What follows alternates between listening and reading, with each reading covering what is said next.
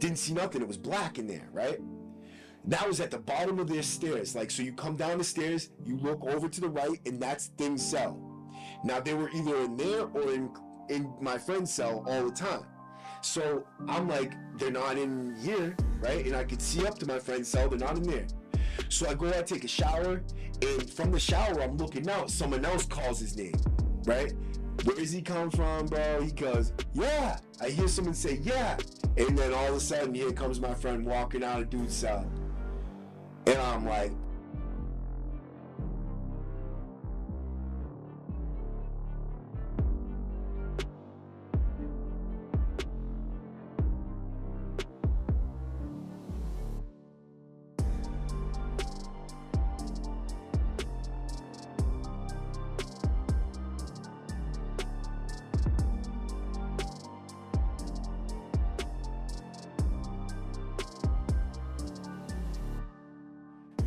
welcome back to the W Number. Tonight we got some exclusive content, some more exclusive content for you. Back in 2018, I was in Sousa Baranowski Correctional Center. I was in the N1 housing unit. This is the same unit where the officers got jumped back in 2021 that you've seen on the news, where the Spanish guys jumped on the 3 officers there.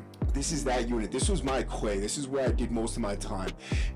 N1, P1, back when I first started doing time, it was N2, P2. By the time this story is about to take place, it was 2018, it was N1. They had switched the whole prison around after the cop got stabbed in the neck, and they had made these units how should I say this, they isolated most of the gang members on these units, like the heavy hitters, the gang members that actually had some type of influence or say, that had been around for a long time. N1 was full of old-time gangsters, all the guys who have been around for a long time, did a lot of time, and were considered serious dudes, influential guys within the prison system. You had white dudes mostly, Spanish dudes, and black dudes. The Bloods, the Kings, and the white dudes, which is the Boyos. They had the C-Dubs in P1, and they had the rest of us over here. This is a really complicated story, but this is the difference between a medium security facility and a maximum security facility. I was in the max for so long, I had started to wean myself off of K2.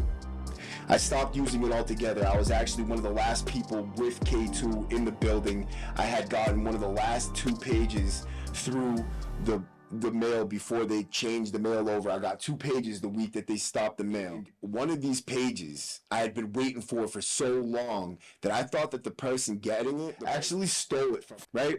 I was all worked up in my head, and I was not stopped yet. I had not stopped smoking K2. I was a little on edge. I was paranoid from the K2, and I was waiting for it. I actually knew it in my mind. This dude partnered up with someone and stole it, and I'm all in my head. And then finally, one day they come down. I'm like, you know what? These dudes haven't got put on AA. They haven't got lugged. They would have been put on AA. They would have been lugged to the hole, something, but not nothing. And they weren't. Nothing happened. So one day they come down to my cell, and he's going down, right? So doors crack right after mail. I think it was chow time, matter of fact, for dinner. Dude comes walking down the tier, and I'm sitting there waiting for him, like, yeah, right? He's like, I got it. Bro, this is like 2 weeks late. I had brought myself to a stress point where, you know, the stress had been building from being in that facility for so damn long.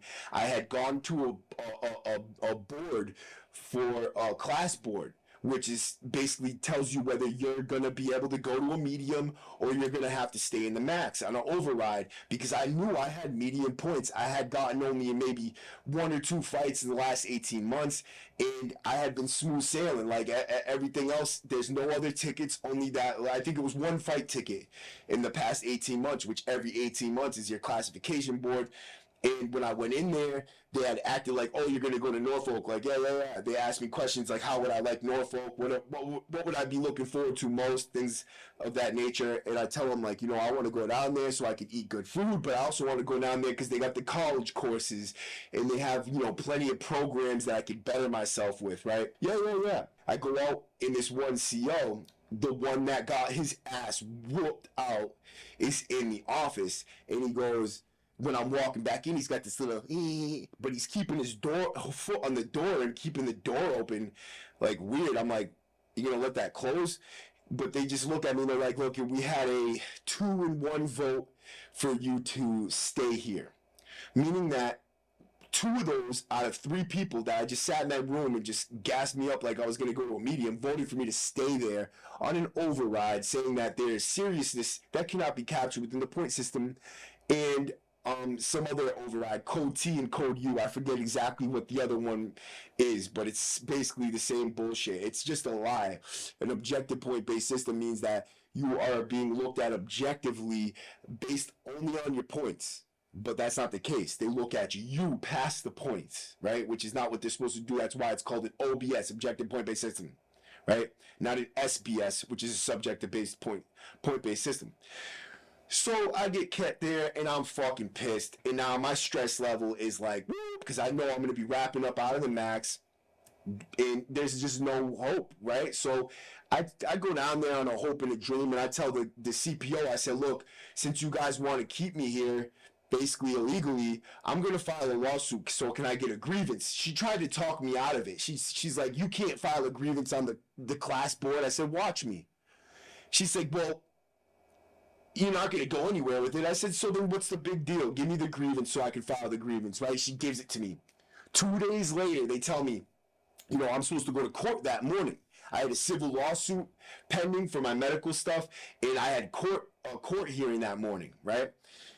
And they're telling me, look, you're not getting your meds until you're in booking. And I was like, no, this is a civil court. I go on TV down in the booking area. I don't leave the facility, so I don't need to take my meds down there. I can just take them right here.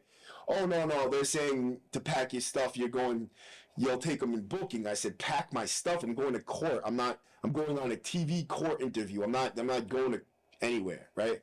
And they're like, no, well, let me call down there. I said, okay, we'll call down there, right? He calls down there, and he's like, yeah, you're going to get it while you're in booking. You get your meds. And I'm like, this is the dumbest thing I ever heard. Why would I get my booking for a fucking 12 o'clock noon time court hearing? I just, morning meds. Like, call down there and tell them I want my fucking meds, right? Oh, yeah. No, well, you're getting them in booking. I was like, why? They're like, well, you're going to a different facility or something? I don't know. I said, what? Whoa. They're like, yeah, you're going to Old Colony. I was so shocked that I was going to go to a medium that I sat in my cell while I had one of my boys, like a good friend of mine, come into my cell and be like, look, I'm going to help you pack up. Because I had been in the max for more than 15 years. I had been there in the max, and I didn't think I'd ever be able to leave. I didn't think I'd ever enjoy the experience of a medium security facility, which is stress relief, relaxation time, exercise time where you could rebuild yourself, rebuild your confidence, just rebuild your streetwise self, like not your prison self, but the self that's getting ready to go home and adjust back to society and have some level of competence about them, that they could survive in a non-hostile environment without being hostile themselves, right? So I'm like, all right, word, I'm sitting there and I'm just like blown away. What the heck is going on? They're really letting me leave here. Whoa. Like, wow. It was that shocking to me. I had been so traumatized and so stuck there in the max, in my head, physically and mentally, for so long that by the time they actually told me I was going to be able to leave and go to a medium, especially the way it happened, where it was like I basically strong-armed him. I told them I was going to file another lawsuit. I had already filed one. I was in court for medical, and they had seen I was not stopping. I was going hard with the lawsuits. I'd file motions like every 2 days, and they were just getting sick of me and filing grievances on my medical stuff. I was not letting them get away with the same stuff I had been letting them get away with for so long. So I thought, there's no way this is going to work, but I did the whole grievance thing, and it worked. 2 days later, they said me I'm leaving, right? So I packed my stuff, I get down to booking, and I'm sitting there still what the heck is going on? I'm actually leaving here to a medium. And they're telling me I'm going to Old Colony Correctional Facility, right?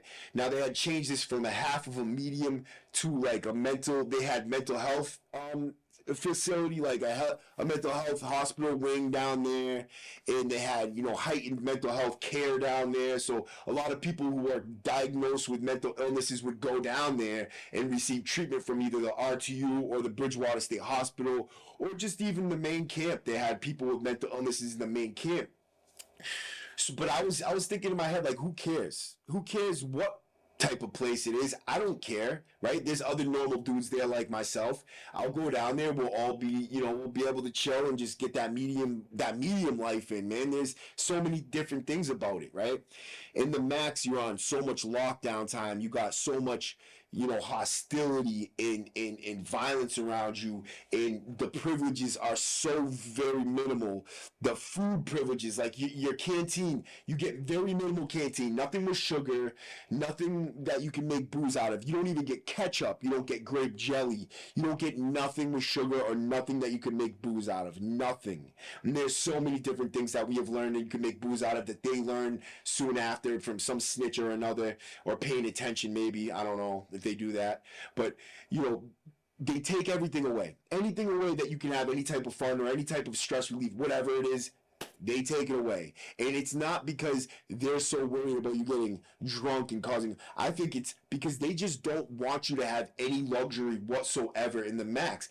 Their whole theory is that you want to, live any type of decent, then do good in the max and you can go to a medium, but it doesn't work like that. As I just told you, the objective point-based system is really a subjective point-based system with a fucking word of lies over it, right? And they don't care what your points are. They look at you. They don't care about your points. As you can tell, I had 11 points for 4 years in a row, which is medium points. And it got so to the point where I knew I had medium points, but I knew also that I wasn't going to be going to a medium anytime soon. So when it finally happened, I'm thinking, wow, man, they actually are going to follow the rules because I threatened them with a lawsuit again, right? It worked. Whoa. So finally, the bus gets there, and they're picking me up. I had a pair of sneakers down there booking that I was filing a lawsuit for, which is the medical lawsuit, because I had a sneaker order that they were refusing to give me the sneakers because they were, in quote, a security risk because of the way they looked. And they said that they were $400 sneakers, which they weren't. They were $200 sneakers, just like the ones I got before that. I had them order it based on the description of the sneaker that the medical providers had told me to get. So I followed all the rules, right? But then they said they saw the sneaker. They were about to give them to me that Friday night, but the deputy superintendent went down and looked at them and was like, oh, hell no, he's not getting those. It's a security risk. Okay, right? Okay, because they look decent and I'm not going to be walking around with birth control on my feet. They got mad that I would have some type of luxury. Boom. So I tell the dude who has some booking, he's a CO. I tell him, look at man, go in the thing. Can you grab my sneakers for me? Let me go to a medium with him. He said, yeah. He goes in there, he looks for them, they're not there. I told him, look, they moved them from property to the mailroom because they knew I was trying to use the property workers to get my sneakers and bring them out to me in population, which you were able to do. And the dude's like, you know what? They're down there. I'll grab them tomorrow. Tomorrow he goes down there and boom, they're gone. I have suspicions that this dude went and said something, either that or they were listening on my phone call, which is very likely, saying, to send money to this person because he's going to get my sneakers for me. Which is, they could have did that. But did they do that? I don't know, right? So the sneakers are in the mailroom. They're in the mailroom on your way into work tomorrow, bro. You could stop there and grab them for me, put them on my property, send them to the medium with me. He's like, yeah, I could do that for you. So I get down to the van comes, they pick me up. I got all my stuff. We get in the thing, and I had walked out of the building with my property, put it in the van, and we get in the van. I'm shackled around my waist, around my ankles, and we're riding in the rickety van. We get down to the medium. And I get out of the van, I walk in there, and I go through the little booking process. And they're like, you're going to this unit, OU unit. It's where everybody goes coming through the building, and it's the biggest unit in the whole camp. So, and it's all the way at the end of the hall on the right. So I'm walking down, and even walking through the hallways, I felt a ease of tension. Like you could feel it. in the air, it's less tension. I'm walking down the hallway, I'm seeing people I know. Everybody's like, yo, Maddie, what's up, bro? I'm glad you made it down here. Finally get out of the max, blah, blah, blah. I get to the unit's kind of dimmed because it's getting later at night. And, you know, they're about to have a chow movement. It's winter time. And I'm like, okay, cool, right? So I go, they're like, you know, this is your cell. And they tell me my cell all the way up in the back right hand corner. I got a cellmate, old timer, right? They put us together. They knew we both had done a lot of time in DDU. We both had done a lot of time in prison. So they put us both up there together. So I get up there. But I had been doing Sobo every day for years. And I'm thinking, you know, well, I'm coming down here. Either it's gonna be flooded and I'm gonna be high just the same, or I'm gonna have to kick and get sick and go through that whole thing down here. But at least I'll be in a non-hostile environment and I can lay in my bed with the door open and not worry about nothing, right? So I get into my cell and the cell's dim, it's nice and clean. My cellmate's got all these like gadgets and cool stuff that you get in the medium. He looks like comfy, and you can tell people are like, they have tans, they have health to them. Like in the max, you got no tan, you're ghost white. When you walk into a block in the max, you look at everybody and you're like, ew, you know? Like they have this ghostly pale whiteness about them. You go down to the medium, everybody's got a tan, everybody's kind of, you know, fit and healthy looking. And you're like, wow, what's the difference down here, right? There's a kid that I know next door to me, and the dude that's in my cell, I kind of knew of him. And I was thinking, man, I immediately felt like this relief come over me, like, wow, this is it. And I had come down from the max with a dude that was with me up there for a long time. His name's Timmy. He's doing a long stretch. He's actually from my city. I talk to people that he knows all the time out here.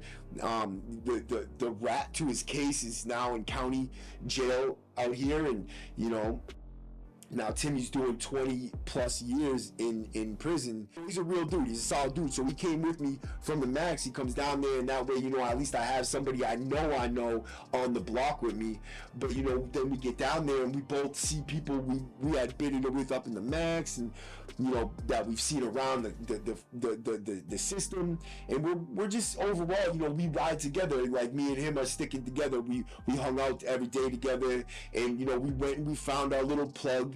We got our pieces. Like there was a dude that been doing time with us in the max that was lugging up there and came down to the medium, was still lugging down there. So we had our Sobo connect, and we were both getting free Suboxone. Now this is like big chunks for free, because in the medium there's so much more to be had down there. The visits are so much easier. You can get way more product, and the dude that's getting it is just breaking us off. And I was living good, man. I felt like a new man, right? So the first week I'm down there, I noticed there's a dude there, right? He came up and approached me like the second day I was there, and I did not like this dude. That's besides the point whether I have anything against it or not. It's just the fact that in there it is not accepted, and he was not accepted as a person, right? He was down there, and now word is on the unit is he was telling.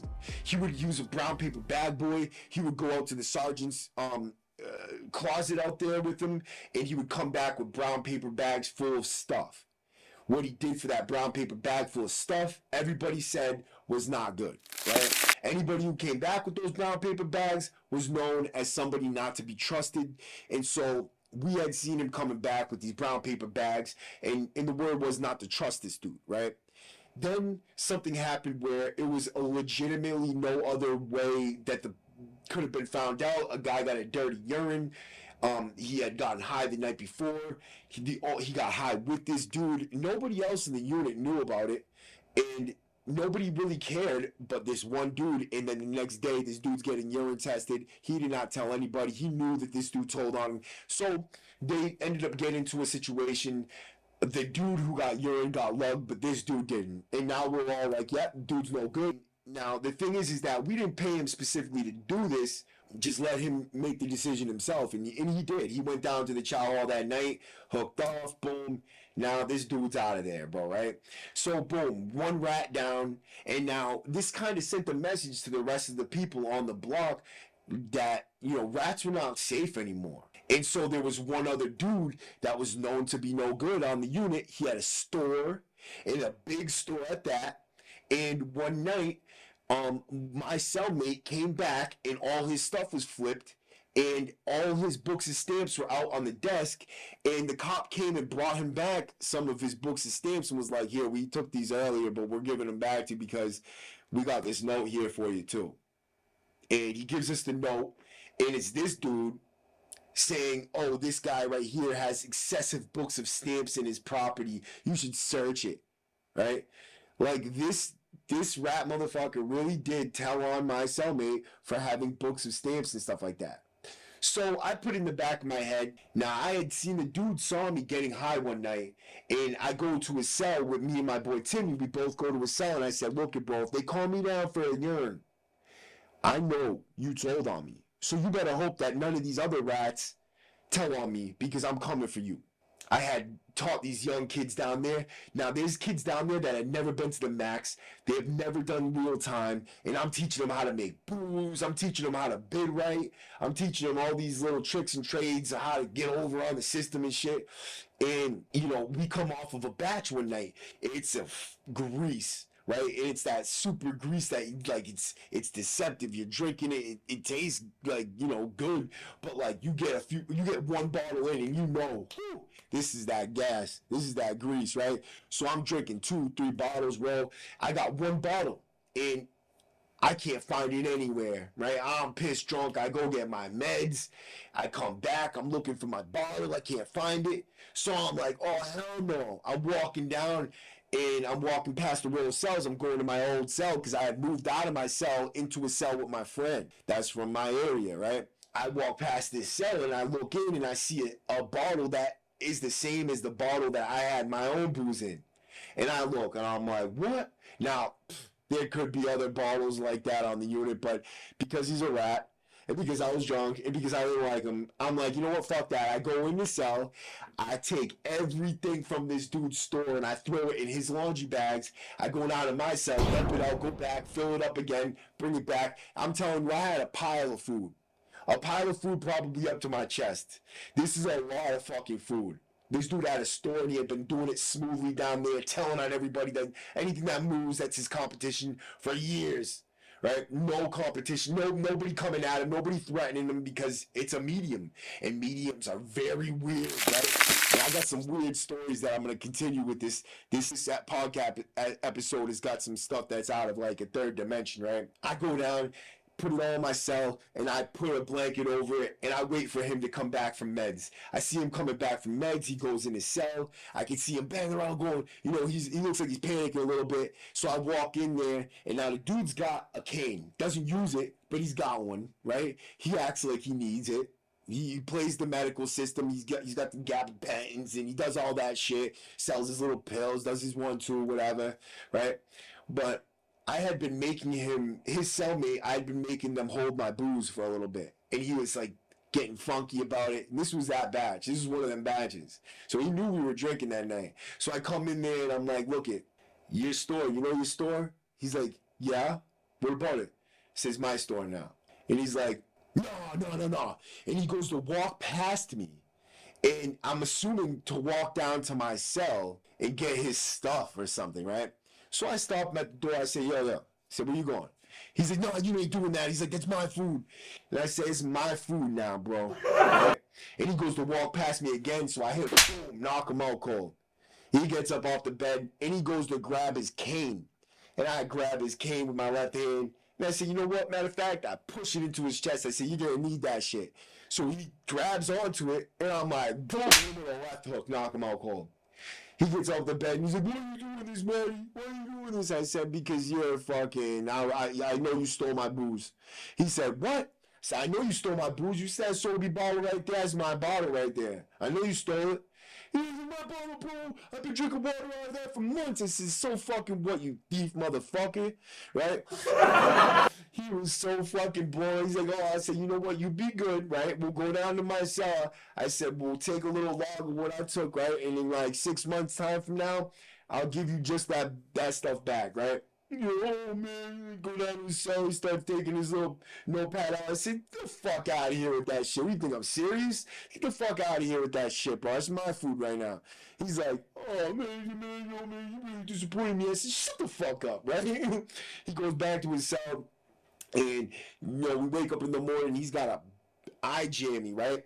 So he's getting his stuff together, and tell his cellmate, I tell her that night, I said, look, you tell your cellmate he's gonna have to stay in there for a few nights now, because he's not gonna be able to go out, walk around with his eye jammed up like that. And he gets meds that you get sick from if you don't take. So his cellmate tells him that night, he's like, so what am I supposed to do about my meds, man? He's like, I don't know, man. He's like, that's something that you're going to want to take up with them, but he's like, I wouldn't push it. His cellmate's one of these dudes who's never been out of the medium. He's never left the medium, and he's just like a certified citizen that beat his girlfriend up and is in prison. Right now, I don't agree with any of that shit. Right, the kid wasn't like my friend. He was just somebody that, he was around me, and I had him hold on to my booze because he was just one of them crash dummy type of dudes, bro. Right, played the guitar and shit. Not that there's anything wrong with that, but it was just like that was his personality. He was kind of like a citizen. He got drunk one night and got to a fight with his girlfriend, beat her up pretty bad, which is just a terrible thing. I thought, anybody who does that is kind of, flim-flammy in my eyes, dude, right? You're in prison not for a crime, but for beating up a girl, and, there's no respect coming out of me for that. So here, hold that, and, when it's done, come bring it over to me gently, sir. Thank you very much, right? And that was his role, and that's where he played, and that was a medium secure facility. That's where people like that go, I guess. But that's not the craziest thing I've seen down there, right? So I take care of this, right? Now, this is a little story. I'm just telling you from the time I walk in to the time I leave what happens, right? It's an eventful little bit of time. So this is going on maybe my second month there, and mind you, I'd only spent 3 total months there. Now, this is going on my second month. I've been working out heavily. I go to the gym every single day, rain, sleet, or snow. There's nothing stopping me, not drugs, not nothing. Nothing stopping me from being in that gym every single day. Sometimes, most times, twice a day. Now, this is what most people say about Old Colony. Correctional Center is a facility that it's like a fitness camp, because there's not a lot of drugs there, and there's only a very small circle of people who are using drugs on a daily basis, which was me. I was one of those people. And when I say using drugs, I mean using Suboxone in order to maintain a Suboxone habit, so to speak, right? And now this is a drug that stops you from getting high on other drugs, but in there, it's my antidepressant, it's my anti-anxiety, and it's my go juice. It's what I do every single day to get me out of bed and keep me happy, I guess, right? Did I need it? I don't think so. I did a lot of time without it. But did I want it? Yeah, I did. It made my days better. It made them go by fast. Time flew by just being able to do a piece every day, and it just whipped by, being high, whatever. Now, the word is on the unit, like, don't tell, right? This is not the unit to be snitching. This is, these dudes are finding out somehow, right? Now, it's because the cops are telling us. The cops are letting us know because they had been tired of the status quo for so long. They had people on their unit that killed old ladies that would tell on them if they let something go on the unit, right? So now here I come, and all of a sudden all the letters, all the kites, all the snitching just stops, right? 2 people gone and everything stops. There's no more snitching, and the cops are like, yes, they loved me being down there. So they all acted accordingly, like, as if I would see them in the future, or see them when I was with all my people, or whatever, and be like, this dude's a good dude. I don't know why they did it, but I just know that things ran smoothly when I was down there, right? So I'm going along down there just doing my thing, and I get my sneakers, bro. I got my sneakers, bro. All of a sudden my stuff comes from the max. All my property comes from the max, and I'm digging through my property. I go up, and I had known the dude who worked in the property office. He was a convict. He had done a lot of time in the max. He did a lot of time in Walpole, and he knew of me very well. I knew of him very well. I had done a little bit of time with him in the max. He was a runner in one of the units I was on, and you know, he knew of me pretty well. And when my brother was actually in Old Colony Correctional Center long before I was, even before they changed it over to the quasi mental health, blah blah blah, all that shit. He was down there, and when he came down, this dude Adam that worked in the property room, when he saw my brother, he gave him 2 strips of Suboxone, and down there, that's literally $400. You know what I mean? So he gave him $400 worth of drugs just off the strength that he was my brother, and was like, here. And you know, Ryan got a lot of call. When I got down there, the COs even told me, they were like, look, your brother had, you know, a big name to live up to, big shoes to fill down here, and you know, everybody gave him respect off the fact that he was your brother and shit. And I thought, you know, basically it was just the cops riding my coattails and shit, and whatever, you know, that's fine, that's cool with me, because that just means that I'm gonna get the respect that I want down there from the people that I need it from. And so it was a different environment, so different, in fact, that like, I felt after about 2 months, like I felt my stress levels, I felt my, you know, everything decreased and settled within me, right? And so I'm just noticing how things are down there. And there's one thing I noticed that was way out of, you know, line with what goes on in the Max. In the Max, there is no gay dudes. There might be, but they hide it very well. And there was only one ever that was like way out there and didn't care. And he was like a staple of the Max for a long time back in the day, like when it was real. And he was one of them dudes, like, you know, he was gay, he didn't give a fuck, right? He would fight, right? But everybody knew him, and he was perfectly well accepted, right? Did get in some fights, but you know, that comes with the territory. Being gay in a maximum security facility, that's gonna happen. But down in the medium, that's where they send most of the gay inmates or transsexual inmates. You might not even notice which ones are actual convicts and which ones aren't. They give them different colored clothes and different types of clothes to make them look like they're dressing like a woman, right? And I almost didn't know at first. Like, I had to get up close. I seen the 5 o'clock shadow. I'm like, oh yeah, that's it. And right from the first day, I knew, like, there was some type of relationship between this kid who had a very good reputation in prison, and nobody would have expected this, right? So he's hanging out with him every day. They're chilling. They're doing their time together. I noticed that they would spend a lot of time in each other's cells. But I didn't really think anything really was going on. I didn't think that he would take that leap. I thought, you know, this thing had a reputation in the streets. It was a killer.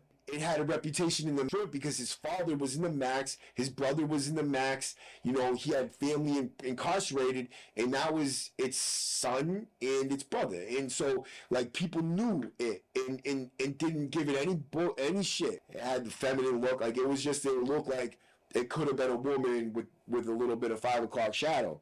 At the time, I don't hold anything till this day. I still don't like hold anything against them to have this type of thing going on. Now, how I found out that it was more than what it said, they said it like friendship wise, was because one day I'm in the cell, and me and my cellie are talking, and he's like, look, I walked over there one day and I seen them laying on top of each other, just hanging out, right? And I'm like, what? Hanging out? Laying on top of each other?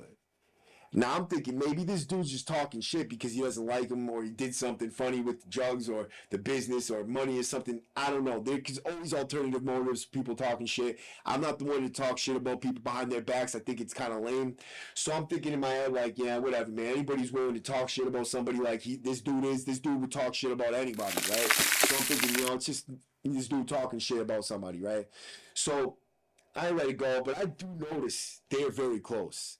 Now, the one dude, my friend, he was the plug. Like, he got money. He would gamble with thousands of dollars. He would buy any pack coming through the building so he could resell it. He was doing his thing. He had been down there for a long time, and, you know, he'd been living that medium security life.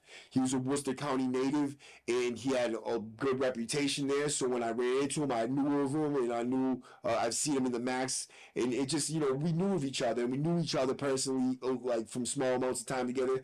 And, you know, one day I go to meds. I come back, and I had my pills. I used to trade it with him for pieces of Suboxone or whatever it was. I come back, and I got my meds. I'm thinking, like, I'm just going to trade him for a piece in the morning. And so I'm looking for him. I'm like, yo, blah, blah, blah. Like, I'm not going to say his name because I'm going to put him out there like that, right? because he is still like a good dude in my eyes. It's just that he was doing this weird shit, right? And so it's like shit you would never expect. Like, and this is like a love story, I guess. Like these two kept in contact. Like they were a thing after this. I don't know if he still write each other or not, but like, yeah, right. So I come back from the thing and I'm like, yo, doo, right? Now his cell was all black. His cell was all black. I'm thinking maybe they went to the gym. Maybe they left the unit for something, right? I don't know. Can't find them, so they're not on the unit, right? So I'm like, yeah, I'm about to jump in the shower because I just got back from the gym. I can't find him. Can't find him. I'm yelling, calling his name. I even looked in his thing's cell. Didn't see nothing. It was black in there, right? That was at the bottom of their stairs. Like, so you come down the stairs, you look over to the right, and that's thing's cell. Now, they were either in there or in my friend's cell all the time. So I'm like, they're not in here, right? And I could see up to my friend's cell, they're not in there. So I go out, take a shower, and from the shower, I'm looking out. Someone else calls his name. Where does he come from, bro? He goes, yeah. I hear someone say, yeah. And then all of a sudden, here comes my friend walking out of dude's cell. And I'm like, oh, hell no. It was just pitch black. I looked in there, didn't see legs hanging over the side of the bed, didn't see nothing. There was a curtain up at the end of the bed. Now, there's curtains always up at the end of the beds. But, man, I did not expect that, right? So out of that cell comes my friend. A couple minutes later, I don't know if they stopped doing what they were doing when I was calling him, thinking maybe I'll, find him, whatever. But someone else called the name, and here he comes coming out of the cell, right? I'm like, no, dude, that's mad weird, bro. And so after that, I knew that my friend was having a relationship with a trans, and he tricked him. Right? And it was to the point where, like, we were all drunk one night, and I was sitting at the front of the unit waiting to get my meds, and the thing came up to me and wanted to ask me questions about songs and, like, music and stuff like that. And I thought it was a little odd, the thing never really talked to me like that, and it was alone, it wasn't with my friend, right? Straying off alone. And so I'm like, I was just being polite. He was like, yeah, I just answered a couple questions, like, yeah, this is a good song. I had my tablet, and there's all the songs on there, and I don't know if he was trying to order the song or not. So I just was like, yeah, it's a good song, blah, blah, blah. And so when he looks out his door, sees me down there, and that thing asking me, talking to me, he calls me, man. I'm like, what's up? He's like, come here real quick. And he sound all perturbed and shit. So I get up there, and he gives me a piece of Sobo. And I'm like, what's this for? He's like, oh, I'm just, I got something, right? But he was acting like he was, like, angry or something. And I'm like, wow, is this dude in his head thinking that I'm talking to his thing down there or something? Because, like, why is he giving me free drugs right now, right? What the fuck is going on, right? But that was it, man. I, like, in your head, think about it, like, when you're with your girl, whatever, like, and dude wants to get you away, like, here, man, take this, like, and by the time I leave the cell, like, they call movement, so we're all leaving, that thing's gone, I'm leaving to go get my meds, blah, blah, blah, right? Like, okay, buddy, right? Not hitting on your fucking thing, bro. Don't worry about that. That's all you. That's all you, bro. But yeah, man, that was that right there. And that was one of the relationships I had seen where, like, they have relationships with other men. And they catch them a lot down there. And there's, like, lovers feuds and things like that happen down in the mediums. But the biggest thing I noticed that's different down in the mediums is the food. They sell sugar. They sell every type of sugar you could imagine. It's like Christmas, right? They sell all the stuff that you can make good booze with, but they also sell hot pots. Now, with the hot pot, you can take the old hot pots that are no longer usable, but the plate on the bottom is still usable. It gets hot. So you take the plate off the bottom, off of two of them, and you stick them up underneath the stools. And there you go. You got yourself a grill. Now, in my cell, we would cook quesadillas, burgers, like sauteed onions. We would cook amazing food on this grill, like our homemade little grill. And you could steal a lot of the shit out of the kitchen, like real burgers, real hot dogs. Like, we could have full-fledged chili dogs going on down there, sauteed onions and peppers. right? Or quesadillas with real, like, you steal jalapeno peppers and onions and things down in the kitchen, like real, like, queso dip and cheese and shit. Like, it was a whole nother level of delicious food. Like, we would cook real legit food, living good like the mob does in prison. Like, this was legit. Like, and you can make good booze, good food, and that offers you a level of healthiness, a level of like feeling like you're almost not in prison, but it gives you, you know you're in prison the whole time. Like, there's no like taking away the cell doors, taking away the locking in every, all, you lock in 4 times a day, for each count, and then at nighttime for the rest of the night. And you only can go to certain movements. You can only go to the gym or the yard, and they cordon you off. It's like you're an animal going into a herd, and then you go to the chow halls 3 times a day. It's like you're in prison. But they have these amenities, they have these things, like these luxuries that can take your mind just far enough away where you could rehabilitate yourself. You could actually go to programs and not worry about the fact that as soon as you leave the program, you're going back to the hostile, gang-infested environment that you just left. And it's not going to do a damn lick of good knowing how to cash a checkbook, because you need to know how to sharpen a shank, and you need to have the heart to push that shit if you need it, right? Not in the medium. You don't need it like that. You can have bangers and shit like that, and people do have bangers, but they're so few and far between that it's not a necessity to have it. It's only good to have it if you have beef with gangs and like there is gangs down there, right? That maybe one of their superiors is going to send a hit. You could get jumped. You could get hurt. Which brings me to my next topic. Why I left, how I got kicked out of the medium. So one day I'm in the gym, and my boy, we were talking about this dude, PD, we'll call him P Diddy. This is somebody I talked to you guys about with John in my podcast before. John had mentioned, he had went to the dentist, but really it was like the state police and the feds or whatever, and he was making the elaborate stories about how they wanted to know about bank robberies and stuff like that. But it's neither here nor there, right?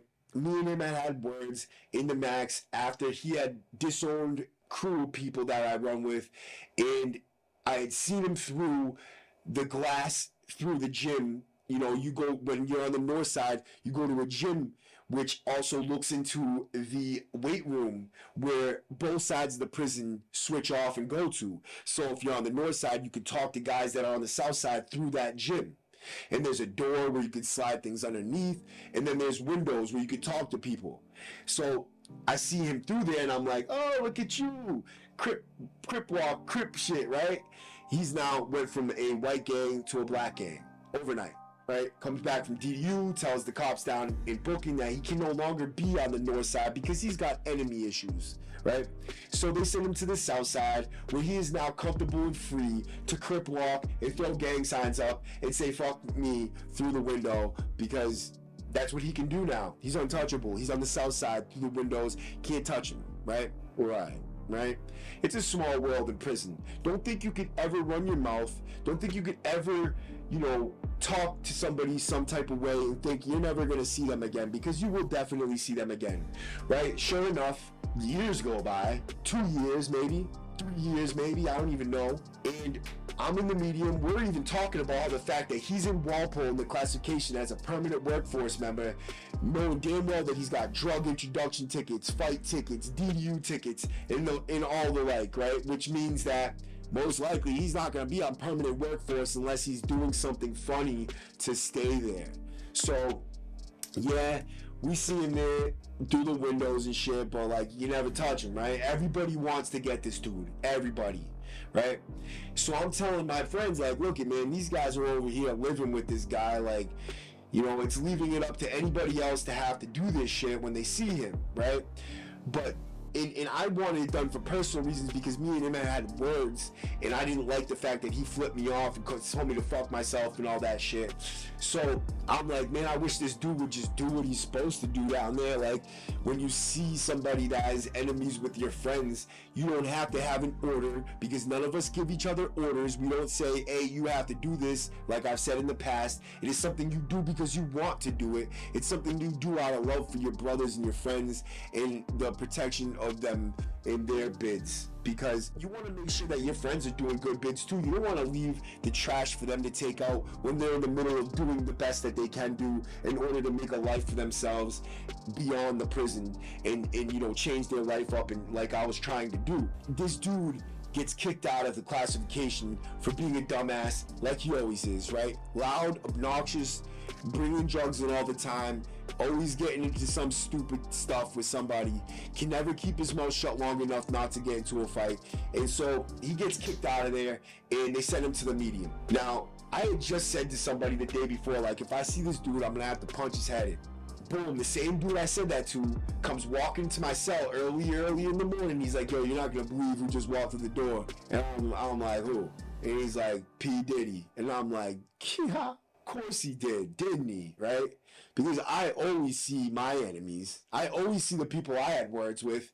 I can't have words with somebody and just get the luxury of avoiding them ever, right? So I'm always bumping into these people, and sure enough, I bumped into him too. Son of a bitch, right? I didn't see him on my way out, but I'm like, look it, I had one little piece of Sobo, so I'm like, I'm gonna do this shit, let it kick in, I'm gonna go to the gym with my celly, we'll do some shit down there, come back and take a shower, get ready to store stuff, and then I'll fight the dude in the cell or whatever it is. If I tell him he can leave, whatever, and get the fuck out of there, don't come back. So I go down to the gym, did just what I said I was going to do. I did my little solo, went down there, let it kick in, juices flow. I come back to the block. Now I have I have all that food, that big store that I knocked out the store and took it from. And I'm like, you know, I got to get rid of this stuff, at least make some money off of it before I go to the hole and lose it all, right? Or I'll just leave it to my cellmate. I told my cellmate, do not get involved. This is nothing to do with you. This is a personal beef between me and this dude. Stay out of it, please, right? Okay. So when I'm not around my friend, my celly, my other friend who's there with us is telling him, oh, I wouldn't let Maddie fight him alone. Doesn't matter what Maddie says. If my friend's fighting, I'm in that shit, right? Don't let him go do this by himself, blah, blah, blah. Gassing my boy's head up so that if he sees me fighting, he's going to run and jump in thinking that that's what he's supposed to do. KS, my other friend, I think he's wrong for that. I don't think he should have told him to do anything. This is a younger dude. He's a young convict. He had never been to the max before. He shouldn't have been introduced to any other medium, anywhere that people are doing things outside of what he's used to. He should have went home with the innocent mindset that he would have went home with if he stayed in Old Colony Correctional Facility until he went home. He could have went home and did things with his life, which he did do, because he's very, very bright, very smart kid. But nonetheless, I come back to the block. I see this dude while I'm going to trade the rest of this food off in the store. I go to the dude's cell. The first dude I go to happens to be next door neighbors to the dude that I'm talking about, P. Diddy, right?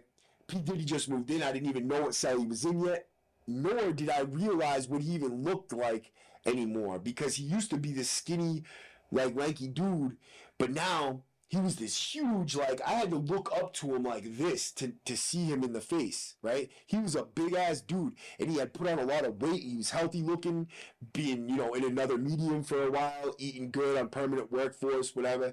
So he goes, yo, Maddie. And I look at him, and I'm like, what's up? And I'm thinking in my head, that must be him, right? And so I'm like, yeah, I'll talk to you in a minute. And I walk past, and I'm going to go to my cell so I can pack up some of this food, so that way when I go offer it to somebody, it's not like, hey, I got, you know, one in the bush over here. It's like, I got, you know, bird in the hand, you know what I mean? I'm going to walk past him, and he's like, yo, man, he's like, come on, bro. He's like, let me just holler at you real quick. So I look at him, I'm like, you want to talk right now? He's like, yeah. So I'm like, all right. So we go, and we walk, and he goes into his cell. I follow him in his cell, where he called me in there, and he's like, yo, what's cracking? And I'm like, are you serious, bro? I said, is this your cell? He said, yeah. And so I look back, and I look down towards the bubble to see if there's people in the bubble, and I see there's a sergeant and some other dudes down there, and I don't know if they're looking at us or not, but, you know, it looked like they were, you know, they were just, you know, doing their thing. I don't know if he had hit them to any type of problem coming through the door, but it seemed like he might have done that, because they were maybe looking a little bit towards us a little suspiciously. And I was already in there, so at that point it was like, fuck it, right? So I look at him, I'm like, really, bro? He's like, yeah, right? He gave me this little like, eh. He went from being a total white dude, like dude guy bro, to like, yo, dog, what's up? What's cracking? And so I'm like, what? Boom, hit him with a rocket, knocked him out in the first punch. I'm pretty sure it broke his jaw in the first punch too, because he ended up with platinum rods in both sides of his jaw, a broken nose. His lip was cut right here from the top of his nose to the lip of his nose. He looked like he had a hair lip incision after that, from what I hear from other people. In no other certain terms, I beat this dude pretty bad. I don't want to get into every little detail of the fight, but I beat him up really bad. And he was screaming bloody murder for the cops. And, you know, let me know, right? He screamed so loud that you could hear him in the next unit over. You had people mocking him, yelling over through the windows, Manny, no, right? Like, how does that feel, right? Now, this dude was in a gang. This dude became a Crip. So I get lugged for this after this happens, right? The sergeant, everybody in the bubble, they acted like they didn't even see it. I think it's because they hated this dude so much so, they acted like they didn't even see the fight, right? And if I had known the cameras were so grainy, I would have never admitted to doing it myself, because when I was in there fighting, my friend ran over and ran in the cell, and, you know, he booted the kid in the nuts pretty good. And he also booted him in the head pretty good. So I'm thinking, like, I'll take the rap. That way he doesn't get in trouble at all, right? I told him, look, when I was in there fighting, he came over, grabbed me, and told me, let's leave, because they're going to see him on camera coming into the cell. So I said, you know what? My friend ran over. He grabbed me. He said, man, that's enough, and we have to leave, right? And so they were like, okay, you know, it sounded good, right? And before that even happened, though, before they even questioned me about it at all, right? And the only reason why I even said that was because I knew the camera focused straight on that cell, and there was no way around it. They were going to see us both going in there. And so that was my way to kind of get him out of trouble, and it worked. He ended up beating his DDU ticket, beating his fight ticket, and going to a medium, right? Another medium outside of this. That would have never happened unless I helped him and I wrote an affidavit saying he did not do anything, right? For all intents and purposes, I could be lying right now that he did anything. He didn't do nothing. Went to a medium. But when the nurses came around and the sergeant came around to check on the situation, they got to, you know, they walked past my cell. Me and my cellular in there, and we're just like, you know, whatever. Because we had walked out of that cell, walked back to my cell, and we're cleaning up. You know what I mean? Because I had cut my hand really bad on his missing tooth right here. And when I hit it, it opened me up like a can opener. It went right through his tooth. And the kid's in there mangled now. Like, he's fucked up, right? And the cop gets to his cell, and I see him stop and call it in, right? Now, lock it in. You know, they're closing the doors because there's blood everywhere. Now, that whole cell is like blood everywhere. And they have to get the hazmat people up there, but they got to get the nurse. They got people up there to get him out of there because he can't even really walk like that, right? And so they get the nurses up there and shit, and I'm looking out the window like, oh man, I'm like, you know, biting my fingernails because I'm in a medium, and I'm thinking maybe I'll get away with this shit because they didn't even see us. They didn't lug us right away. But I have a big cut in my finger right here, like right here. There's a big scar on it. And, you know, there's literally 2 teeth scars on my hand. One from a tooth getting stuck and the other one from another tooth. Yeah, that's weird, right? Anyways, there's probably more than that. Just those 2 big ones. So the nurse gets to his door, and I see the nurse come back out holding her face going, oh my God. And she's crying. And I'm like, oh no. That's it. I'm out of here. This is not good, right? She's crying. I had never seen a nurse do that before, but that goes to show just how soft and different the medium security facilities are than the max, because that's just another day in the max, right? But down there, it's like, woo! Look what he did, you know? Whoo! Bleeding everywhere, you know, nurses crying. So they put him in this little chair thing, and they're gonna wheel him down and put him on a stretcher. So they get to the top of the stairs, and they hit the first stairs like this.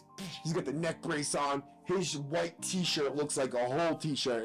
It's blood red. the whole thing, like thoroughly red, right? And I'm like, wow, right? That's pretty bad, dude. I'm looking at him and his face tore up. I'm like, oh shit, that's not good, right? So now this dude, right? So they get him to the top stair, he goes, right? And he gets to the top stair, he's like, oh! Right, so they're like, oh, we went back. They bring him back to this thing, then they put him on this flat stretcher thing, and they carry him down the stairs, put him on a thing, take him out of there. And now the whole way to the hospital, I guess he was talking to the sergeant, whatever have you, right? But he had told other people that he was knocked out cold the whole way, he didn't say nothing. But then the sergeant came to me, told me that he told him all kinds of shit on the way to the hospital. He wanted to hear my side of the story. I said, too fucking bad, bro. There is no my side of the story. You know what I mean? It is what it is, dude. Like, what did he say? I want to know what he said. Right? Like, what did he tell you? What are you talking about? Well, you know, they knew a little bit more, because when I went to my DDU hearing, it was not just a fight. It was, you know, possible gang influence, things like that, which really, truly wasn't even true, because it was just a personal fight between me and him. It just so happens that every gang in the whole state wanted to kill this fucking dude, right? That's just because he's an idiot. But me personally, I wanted to beat his ass because he had, you know, outwardly disrespected me in front of a whole other unit in my unit. And so it had to happen, right? But that's what ended up getting put in the hole and sent back to the max. And after that, I went to the hole, I sat down there, I went to DDU, and I got 2 years in DDU, which is segregation, for that fight. And that was my experience in a medium security facility. Hope you liked the video. I appreciate everybody for showing up. 2025 is gonna be the year of success, and every single time I make a video, I'm gonna remind you of the word success and what success means. Success means having people around you when you go to sleep that love you. People around you when you wake up that love you. Being able to look in the mirror and knowing that you're going to make a productive day out of the day ahead, and that when you go to sleep and you brush your teeth and you're looking in the mirror, you know you did everything in your power to make that day productive and learn something and do something better with your life today that will make your life tomorrow easier, right? That is success in my eyes. Just a little glimpse of it. I appreciate everybody for showing up again. W number.